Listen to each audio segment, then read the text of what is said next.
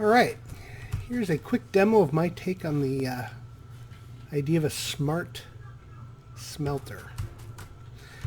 So here we're trucking in a whole bunch of copper and iron ores and storing them in chests so that they're ready to go for the logistics network. We have a grid of 32 smart smelters. These are set up in a chain so that they can work together to meet demand.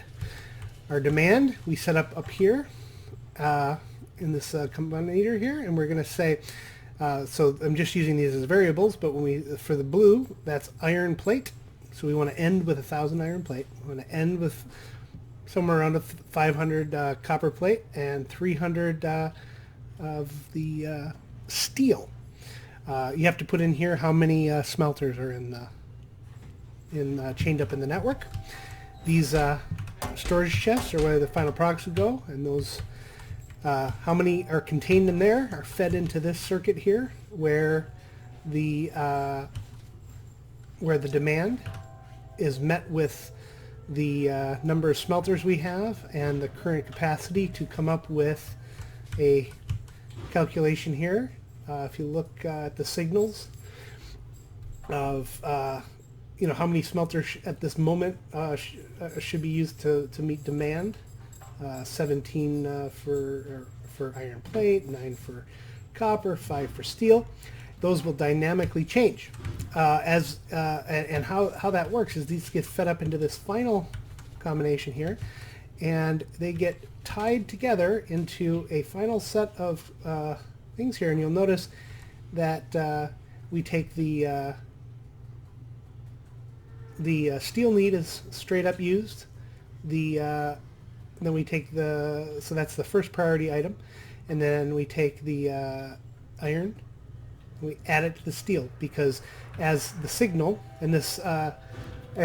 passes down through the chests, or I'm sorry, down through the smart smelters, we subtract from the signal each step. So we need to add the previous ones on there, so it'll propagate fully through. If any one of these smart smelters doesn't have if any one of the smart smelters here does not have enough resources in their chest to meet the demand for what they're supposed to be smelting, then they will fall back on the next one that actually has a need, that there's a signal for a need.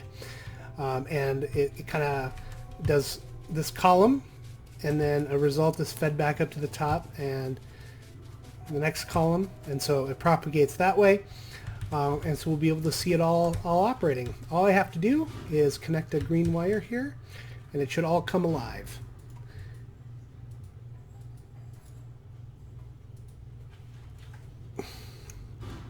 Alright, I did use one mod so I could have these colored indicator lights. So blue means it's smelting iron plate, green is for copper, red is for steel.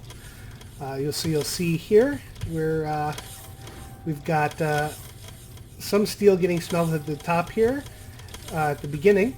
You see they're red, but because there's not enough plate to put 5 in to smelt some steel, then it's going to fall back. Until there's enough plate, it's going to fall back and smelt some iron. If we look further down in the chain here, you'll see these green at the end are smelting copper. And if we come up here, we can look at the signals to see our total. Right now we have 300. How many did we request? 500 copper. So we have 300 of our 500 copper done. We're at like 350 of our iron plate, but we're constantly consuming those to make steel. So as we if we look here at the ratios, the number of smelters being used for copper is kind of going down as the amount that's required is quite a bit lower than the amount we require for the other two resources. So the number of assigned smelters is dynamically going down. You can see that happening down here as they change from green to blue lights. And again, as you can see here, we're not meeting. We want to do steel, but we're not meeting demand here, so we don't have enough steel plates or iron plates to do it. So those smelters will fall back to smelting iron plates. One thing to notice is that it's actually currently smelting an iron a steel plate. The signal is just what it just matches what these inserters are set to. So right now there's not enough to do another steel plate, so when it runs empty, then it'll insert for iron plate. But if there's enough by the time it comes, then the signal switches back to red, and it can do that. So so what's generally happening here is by the time it's done smelting one, it goes red in time for it to feed it in, and then off we go. All right, let's look at our ratios really quick here. We have all right, so we've fully met our need. We have 515 of the copper plate that we had requested, and if we go over here, we no longer have a green signal, so we are not telling anything to smelt copper anymore. And we're at about 800 of our 1,000 iron plate, and